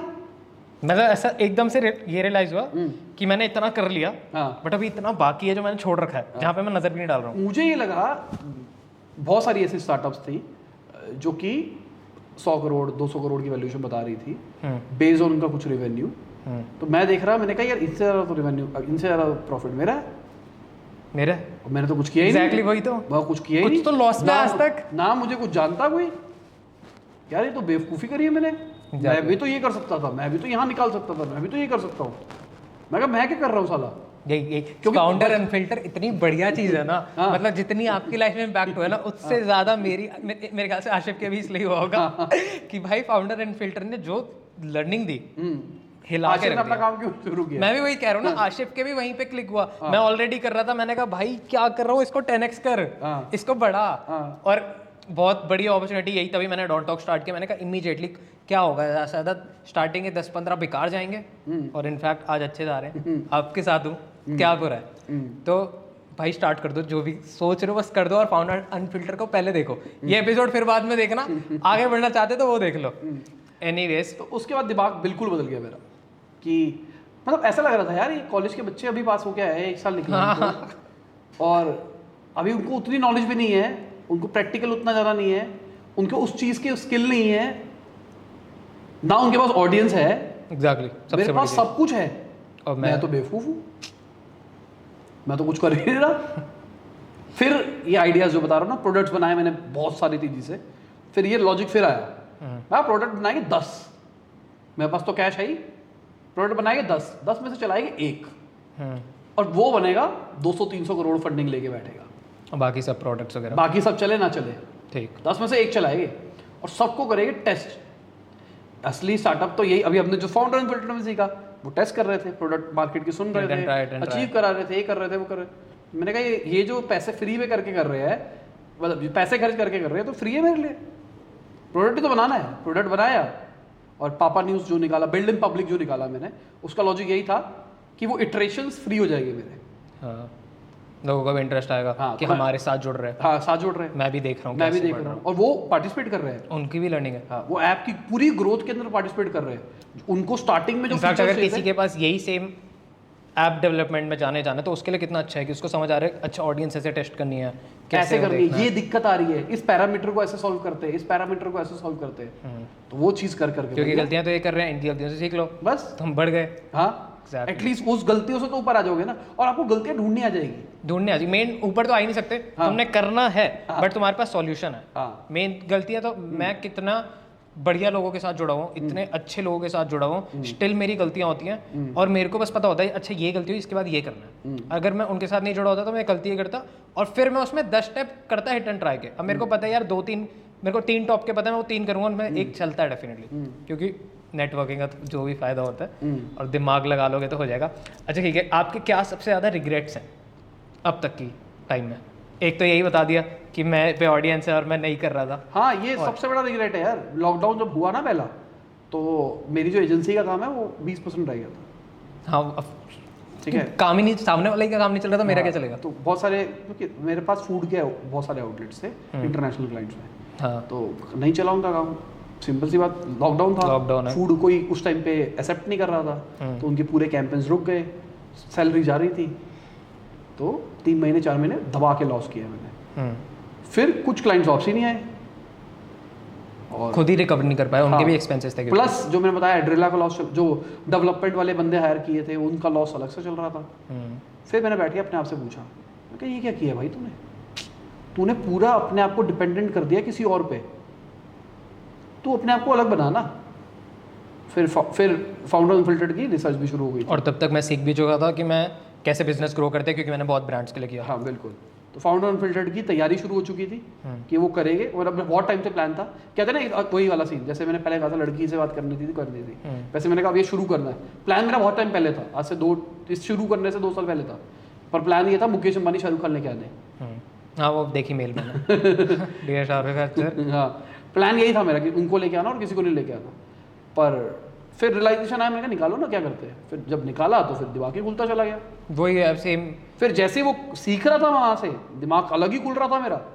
और क्या हो रहा था, मतलब अगर तूने तो देखी है, बहुत सारे लोगों ने शायद नहीं देखी हो वीडियो, मेरा पूरा दिमाग उनकी बातों में होता था कि क्या चल रहा है, तभी वो क्वेश्चंस निकलते थे। हाँ ऑन द स्पॉट ही होते थे। रिसर्च तो करके जाते थे हम क्वेश्चंस की क्या बोलना है, पर तूने कभी यार देखा होगा कि क्वेश्चंस नए क्वेश्चंस आ रहे होते, नए क्वेश्चन वो कहाँ से आ रहे थे, क्योंकि मैं उसकी पूरी बात सुन रहा था कि क्या हो रहा है क्या नहीं हो रहा, और वो उसी टाइम सीख रहा था। तो मैं तो लेक्चर लेके जा रहा था जिसके मुझे पैसे भी मिल रहे हैं। वही हमारे लिए तो एक बढ़िया ही चीज़ थी। हाँ, और जितने डाउट्स आ रहे हैं वो सारे उसी टाइम क्लियर कर रहा था।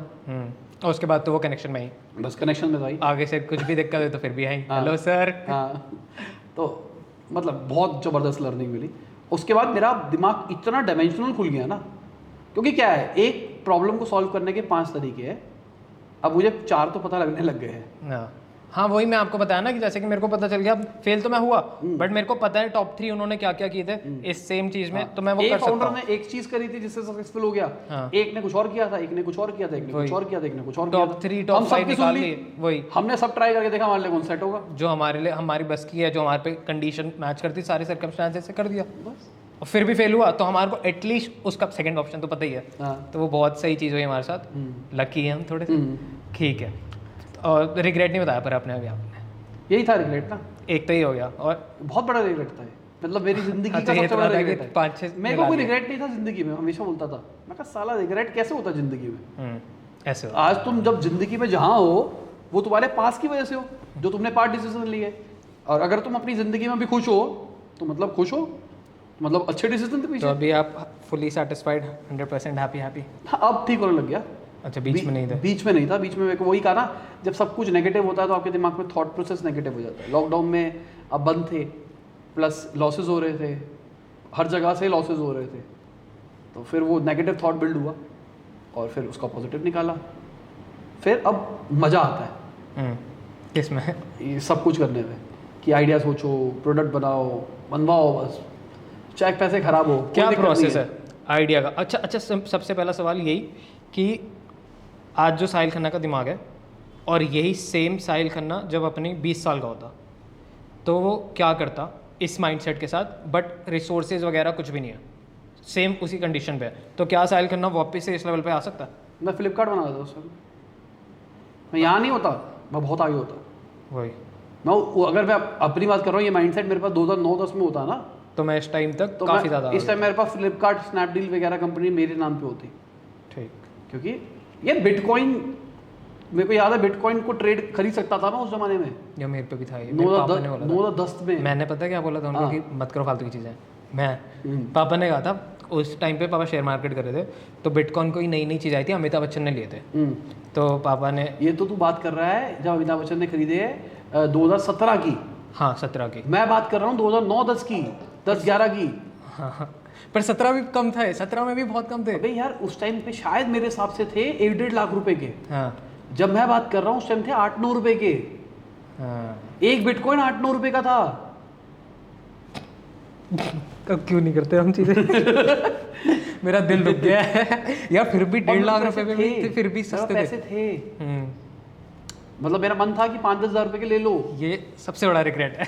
नहीं, पर रिग्रेट नहीं है इसका। हाँ। इसका मेरे को कोई रिग्रेट क्योंकि पता ही नहीं था ना उस टाइम पे, तो चीज़ ही नहीं पता थी। इसका कोई रिग्रेट नहीं है। अच्छा ठीक है, कोई इंसान है जो कि अभी 16-17 साल की उम्र में क्रेजी माइंडसेट वाला है हमारी तरह, तो क्या करना चाहिए उसको? पतंग उड़ाओ, और बस पतंग उड़ाओ। नहीं, गुब्बारे मारो छत से।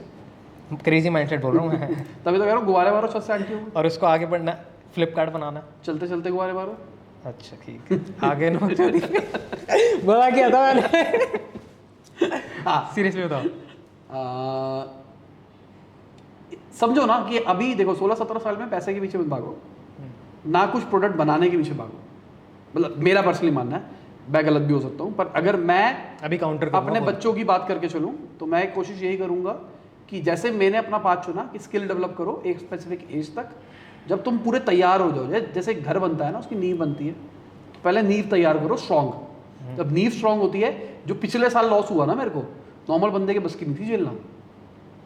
आज से अगर मैं 2010-11 वाला साहिल खन्ना होता ना, मैं नौकरी कर रहा होता, अगर ऐसा कांड हो जाता मेरे साथ तब।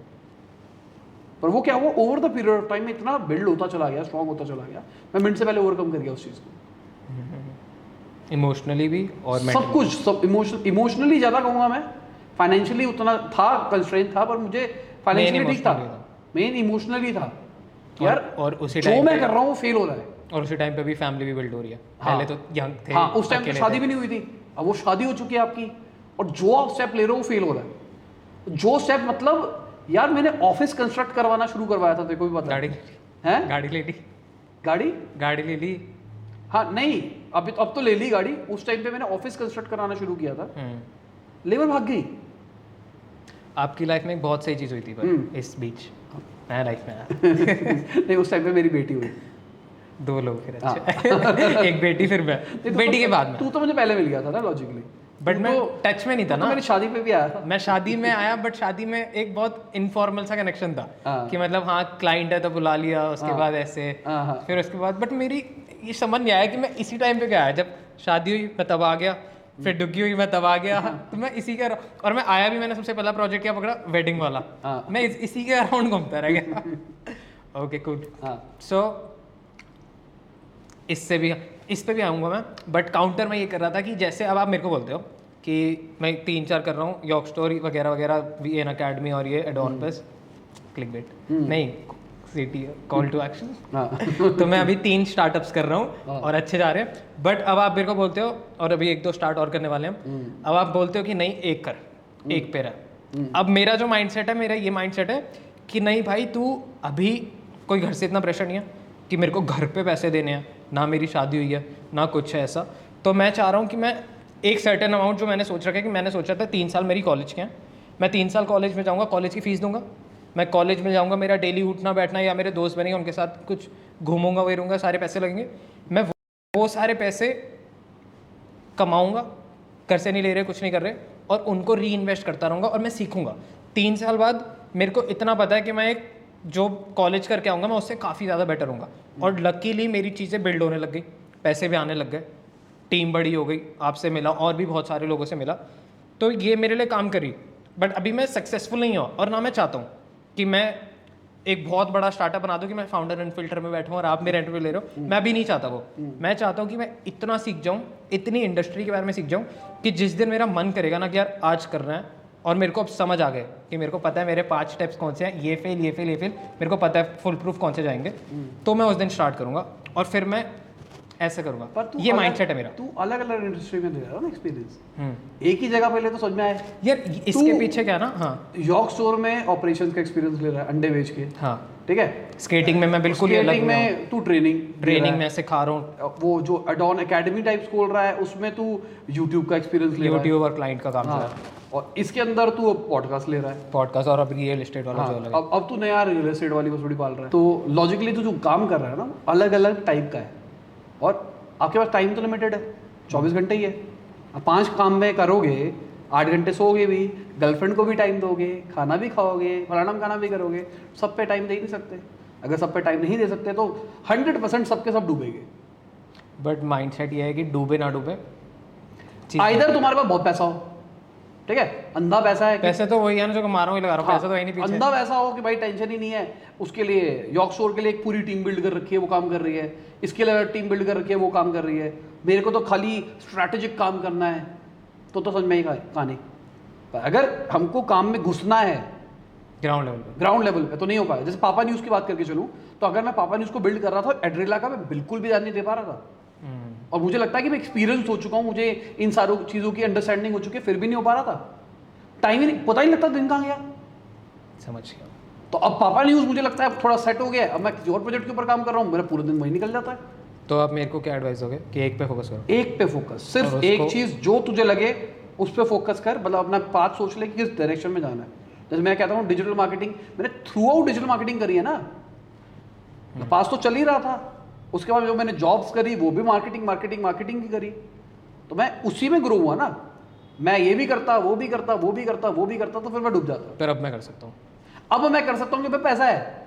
पैसा है, अब टीम है। हाँ, टीम तो पैसे से आती है ना, फ्री में तो कोई काम करेगा नहीं। तो आज मेरे पास पैसा है, मैं टीम हायर कर सकता हूँ किसी भी चीज़ के लिए, मुझे उतनी टेंशन नहीं होती। करेक्ट। अच्छा, लास्ट सवाल जल्दी हाँ। से खत्म करते हैं क्योंकि टाइम हो गया, फ़ोन आ रहा है घर से। हाँ how was I as a host?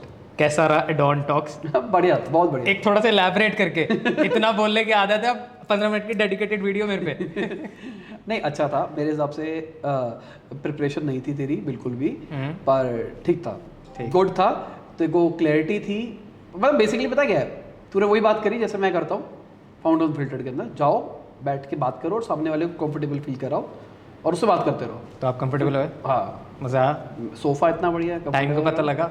नहीं, वही तो अभी तो तभी तो डर लगा, टाइम का पता नहीं लगा। वाइफ का फोन आया, वो 11 बज गए। तो मतलब सही है, इसका फ्यूचर बताओ, एडॉन टॉक्स का सही जा रहा है? हाँ सही जा रहा है, राइट डायरेक्शन। चलो, हाँ, इस पे एनर्जी लगा सकता तो। ठीक, thank you so much. Thanks for joining us. और आगे भी हम इन टॉपिक्स पे बात करेंगे क्योंकि हम बीच में रुक रहे हैं, लेट हो गया। Okay, thank you so much. Okay sir, bye.